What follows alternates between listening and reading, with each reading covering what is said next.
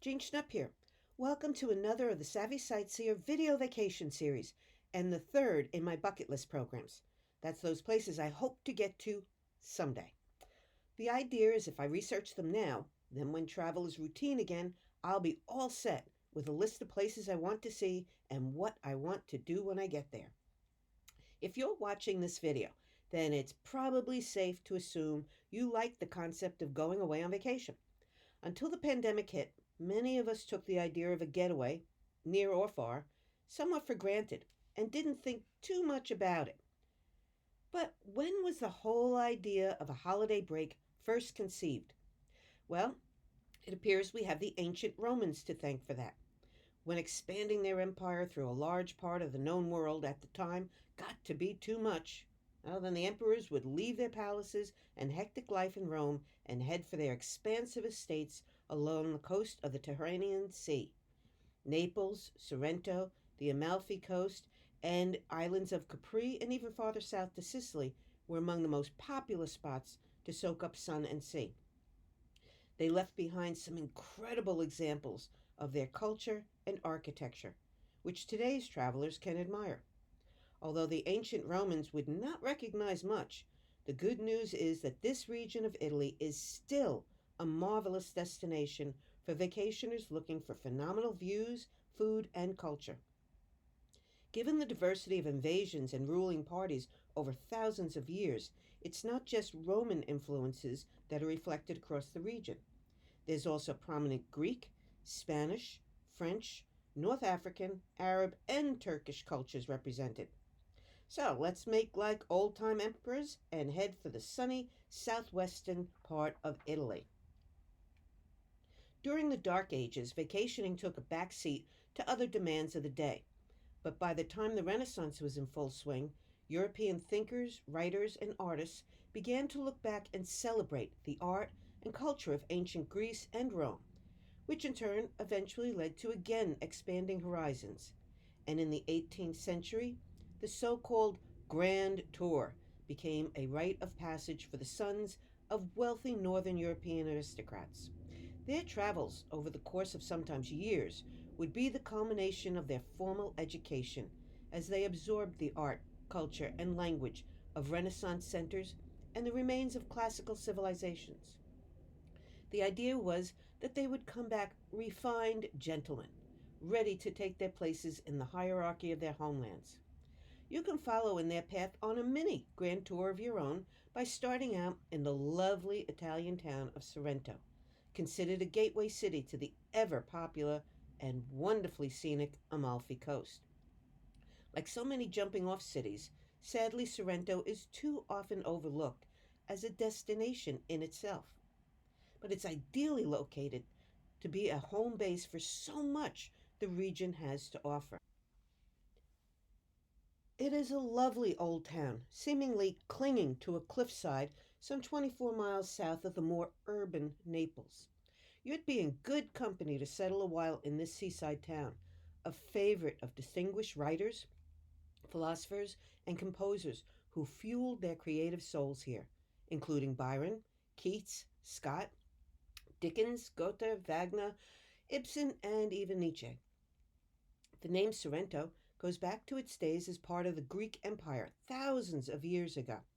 In the story of Odysseus, the Ithaca ruler's epic journey was memorialized by the poet Homer. Legend has it that here, off the coast of Sorrento, the name of which comes from the Greek word for sirens, there lived tantalizing sea nymphs, or sirens, who lured sailors to their death with their mesmerizing and bewitching songs. Odysseus outwitted them and survived the journey to tell his tale. Lying off the coast is the Isle of Capri and its world-famous Blue Grotto, the primary goal of visitors to Sorrento. The unique cave housed a shrine to a water nymph back in 30 A.D., which was put there by Emperor Tiberius, according to scholars. Part of the landing stage carved near the opening is still visible. One of the lures of the grotto is the challenge of getting to it. The tide, weather, and water conditions must be just right. Even still, visitors have to stretch back in their rowboat to clear the little more than 3-foot high opening. But any angst is well rewarded once inside. Through the magic of natural forces, the way the light enters the cave and is reflected off the limestone seafloor creates a vivid blue effect across about 60 yards inside. On the eastern side of the island is a lesser known cave, the Grotto Bianca, or White. It gets its name from the white stalactites, calcium tapers that hang down from the roof of the cave, and the white layers of chalky material that coats its sides. The grotto consists of two caves. The lower one is the more accessible and is about 24 feet at its widest. One of the calcium deposits is said to resemble the Virgin Mary in prayer. I'm going to let you decide that one for yourself. Another cave on the small island has yet a different story. That's the Green Grotto, where the water glows, well, more greenish. It was popular among the pirate set, who used it during the 1500s to launch surprise attacks against passing ships. It was known for centuries as the Cave of the Turks. In addition to taking in the scenic wonders of a region, I also like to learn about crafts that are unique to locals. And in Sorrento, part of that legacy is the artistry of inlaid wood. This is the top of a jewelry box that, despite being used continuously and sitting on my dresser for the last 50 years, you can see the fine work has stood the test of time. I bought it in Sorrento when I was there on a half-day tour, during which I got to see very little of the town, but enough to find this gem. To fully appreciate the talent behind such exquisite handiwork, a visit to the Sorrento Wood Inlay Museum is a real eye-opener.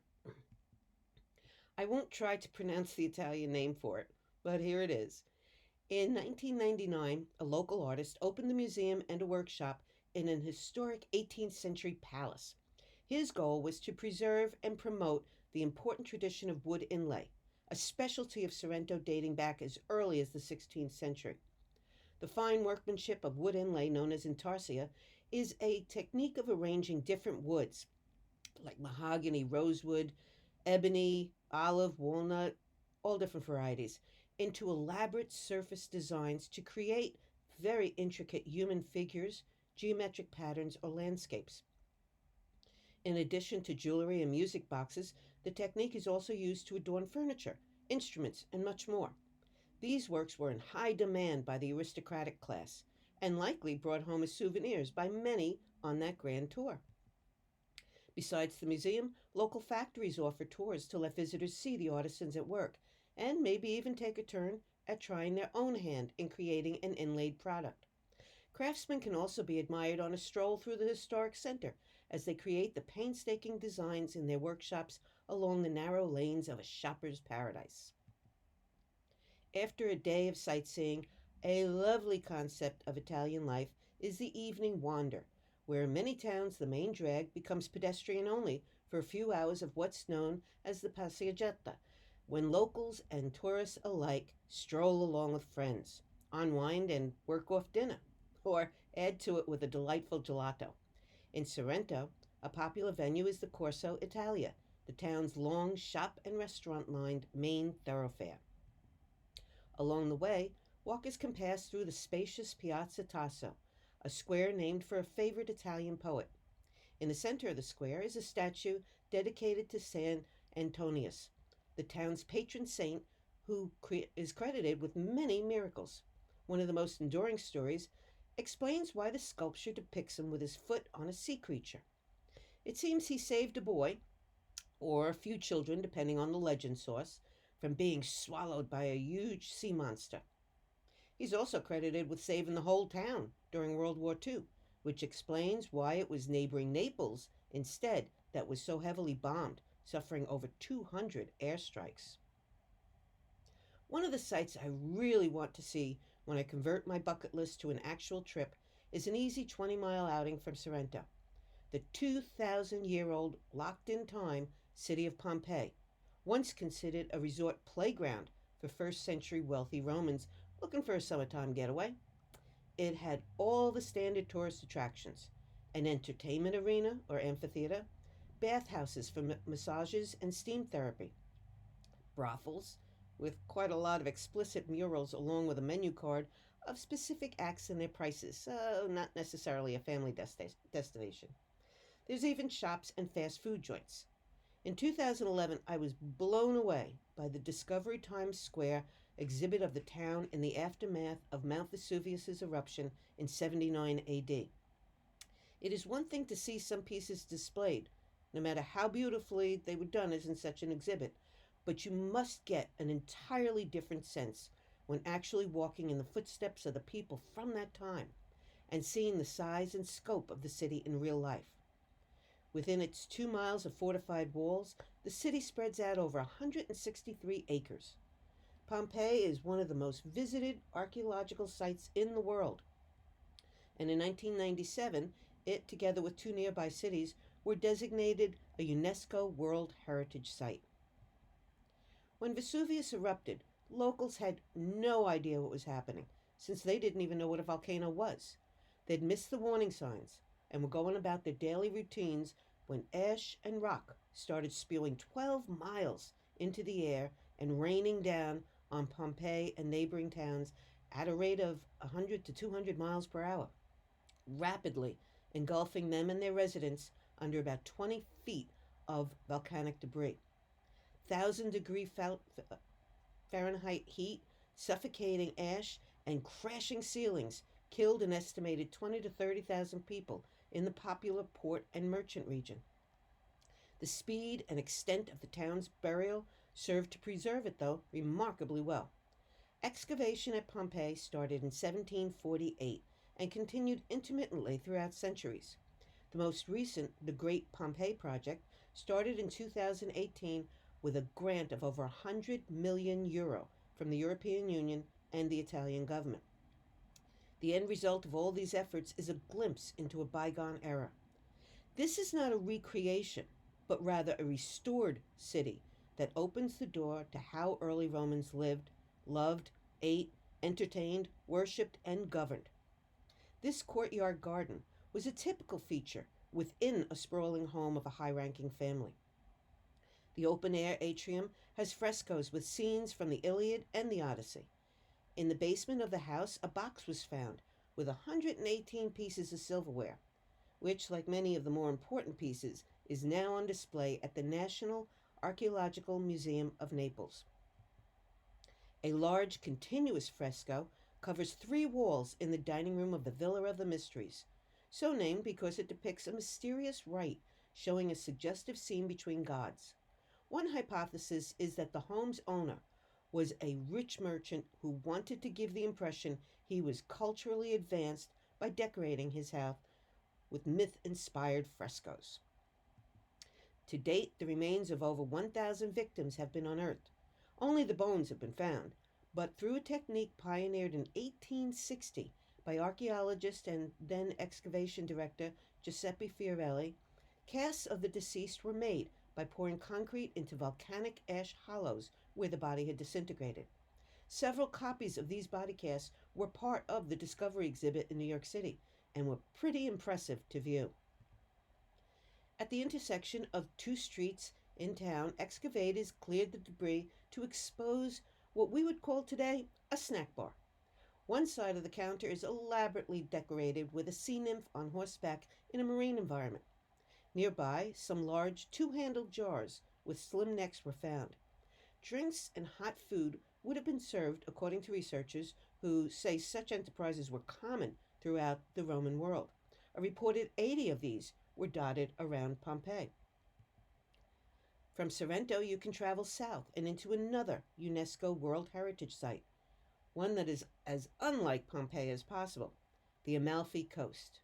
This 43-mile stretch between Sorrento, east to Salerno, is an infamously winding coastal road with more than a dozen key cities along the way, making it what UNESCO deemed an outstanding example of a Mediterranean landscape with exceptional cultural and natural scenic values. Terraced into the cliffsides along the route are Lemongroves, the birthplaces of the extra-large and fragrant lemons that become a nectar to the gods in the form of one of the region's most popular exports, limoncello liqueur. The narrow and twisting nature has earned this the nickname of a road of 1,000 bends. It is typically packed during the high season, and so hiring a local driver is suggested as the best way to fully enjoy the scenery for drivers and passengers alike. A key stop along the picturesque roadway is Positano, with buildings stacked one above the other into the mountainside. It is a mecca for high end tourism. A quick look at the town from the water lets you know you'll be in for a lot of walking up and down steep stairways and pedestrian walkways. A typical setup for the compact coastal towns. And while there are plenty of beaches along the coast, mostly they're less sandy and more pebbly. Positano is considered positively photogenic and is one of the most photographed places along the coast, a darling of the Instagram set, and a favorite retreat for creative artists like Pablo Picasso. American author John Steinbeck said of the little town, "Nearly always, when you find a place as beautiful as Positano, your impulse is to conceal it." The town for whom the coastline is named, Amalfi, was once the capital of the Maritime Republic and an important trading power in the Mediterranean. The first text of maritime law, written here in the 11th century, was followed well into the 16th and is on display in the town's Civic Museum. Between 839 and around 1200, merchant ships sailed from Amalfi filled with prime lumber. They headed out to foreign ports in North Africa, Syria, Palestine, and Byzantium. They traded it and sailed home with cargo holds laden with gold, spices, precious stones, and fabrics. Amalfi traders soon became very rich. They expanded their horizons and learned through these international exchanges. One technique picked up was from the Arabs. It was a particular way to make paper using scrap cotton, linen, and hemp, a rag made, not pulp based paper. Amalfi is believed to be one of the first places in Europe where paper in the modern sense was made. The industry became a very important part of the local economy and was, and still is, credited for its very high quality. The primary customer for Amalfi paper today is the Vatican, which uses the fine stationery for official correspondence. At the industry's height, 16 water powered mills, like this 13th century one, propelled heavy wooden mallets to process the cotton, linen, and hemp fibers for churning out the quality craft item. Amalfi makes sure the history of this important product and process is preserved. In one of the oldest paper mills in Europe, the Museum of Paper provides 21st century visitors with an opportunity to witness the craftsmanship behind the ancient business. When Richard Wagner, the famous German composer, visited the hilltop city of Ravello on the Amalfi Coast in 1880, he was so impressed that he finally finished writing the second act of Parsifal, an operatic search for the Holy Grail that he had been working on for over 2 decades. In the luscious gardens of Villa Ruffalo, built by a wealthy merchant family in the 13th century, he discovered what he would use as a model for the magic garden of his evil character Klingzor. The town has drawn and inspired other artists from all genres. Writer D.H. Lawrence hatched the plot of Lady Chatterley's Lover here. Other authors to stop by over the years were Virginia Woolf, E.M. Forster, and Gore Vidal, who stayed so long he became an honorary citizen. Musicians Arturo Toscanini and Leonard Bernstein found muses in the town. Actors Greta Garbo, Woody Harrelson, and Pierce Brosnan found the place stunning. During World War II, General Dwight Eisenhower worked out military strategy in a local hotel. Britain's Winston Churchill made a post-war visit to the town, and during John F. Kennedy's presidency, his wife Jackie and her family took a 2-week vacation overlooking the coast. Travel south across the Tyrrhenian Sea and you come to Sicily, just off the toe of Italy's imaginary boot. Its sites run the gamut of all the civilizations that have ruled the island: African, Arab, Greek, Spanish, Austrian, French, Turk, even the British and Vikings at different times. With the Mediterranean lapping its western and southern shores, Sicily is considered the largest island in the Mediterranean Sea. In Sicily's capital, the coastal town of Palermo, some traditions continue as they have for years. Likened to an authentic doorway into the past, The town's open-air street markets are lively places. If you really want a taste of local cuisine, then one of these is the place to go. The animated banter between shoppers and vendors is all part of the experience. And you certainly won't come away hungry. You might even score some fresh garlic off the roof of some guy's car. When General George S. Patton rolled into town at the head of the U.S. 7th Army in 1943, they truly received a hero's welcome by grateful townspeople happy to be free of Mussolini. For his headquarters, Patton selected the old Norman fortress, or the Royal Palace, for his headquarters. As with so much in the region, the palace has a mixed heritage. It started out in the 9th century as an Arab palace, then was converted in the 11th by the Normans for their seat of power. Although it is not a royal residence, it is still the house of government today and is where the Sicilian legislature meets in rooms adjacent to the public museum. With an absolutely incredible view nearly 2,500 feet above the northern port of Trapani, the Castle of Venus at Erice is the 12th century citadel, also a throwback to Norman times. But actually, the location's heritage has even deeper roots. The fortress and walled village is built over the Temple of Venus, where ancient Phoenicians and Greeks came to worship the goddess of love and ask for her blessing for safety at sea. You have to venture inland for a not-to-be-missed find, a villa UNESCO has lauded as one of the most luxurious of its kind.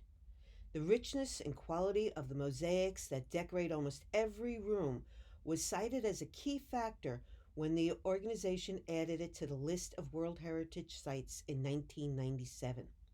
Originally the property of a powerful Roman family, this country home in the town of Piazza Armerina dates back to the 4th century AD. It is a vacation home to beat all vacation homes. In the 12th century, the villa was buried by a landslide, which, like the ash in Pompeii, preserved the fabulous works of art inside. Extensive excavations in the 20th century revealed the most thorough collection of Roman mosaics in its original location ever discovered. It's a massive home with over 50 rooms, signifying the owner was extraordinarily wealthy and important, possibly a co-emperor. From this viewpoint, you might be doubting anything spectacular is here. But these are just the structures modern restorers have built to replace the original roofs destroyed in the landslide, and they needed these to protect the internal rooms. Much more impressive is this digital visualization of how the complex's monumental entrance looked in the 4th century. With a preponderance of hunting scenes played out across floors and walls, it is speculated the palace was a mere hunting lodge. These mosaics are stunningly vibrant in color and detail. A mosaic is created by artfully piecing together bits of glass, tiny pieces of gemstones, gold, possibly ceramic, into a plaster or mortar base. It is painstaking work and is considered one of the finest art forms to survive from ancient times. Ancient Romans were all about leisure and sports, and especially enjoyed spa-type facilities. One of the most popular mosaics is the Room of the Ten Maidens, dubbed by some as the Bikini Girls. The women are engaged in a variety of gymnastics and competitive sports. The villa had an extensive communal bath setup. One room started the process of warming the body through a Roman engineering feat of a double floor heating system. Then the bathers would move along to a sauna-type room before entering the massage area and then shutting down the open pores in the frigidarium, or cold room, where they'd get doused with icy water. There's also what appeared to be an indoor running track oval as part of the gymnasium. One scene stretching over a 200-foot-long floor in a corridor seems to depict rounding up animals to ship back to Rome. The mosaic includes ferocious ones like lions, which would later appear in deadly battles between man and beast to provide entertainment at the city amphitheater. There were also some oddities brought aboard that would have been alien to northern Italians, who could then marvel at the rhinoceros and other exotic creatures at a circus. Collectively, these different species also reminded visitors of just how far reaching the vast Roman Empire was at that time. I hope you've enjoyed your mini grand tour. Remember, there's so much to see in this region, we only just barely scratched the surface. And you could easily find plenty more to do and add to your to do list in southwestern Italy. I like to end all of my programs with the words of Dr. Seuss. Sometimes you don't appreciate the moment until it becomes a memory. And I like to add to that, always remember to celebrate the moments and treasure the memories. If you have any questions about this program, email me or use the contact page on my website. Of course, I also invite you to visit my website to see any of the European destinations I have already visited. When libraries are again offering in-person presentations, you can check my programs tab to see where I'll be. And don't forget to visit your library site for more video vacations by Savvy Sightseer. And see where in the world I'll travel to next as my bucket list continues to grow. Buon viaggio!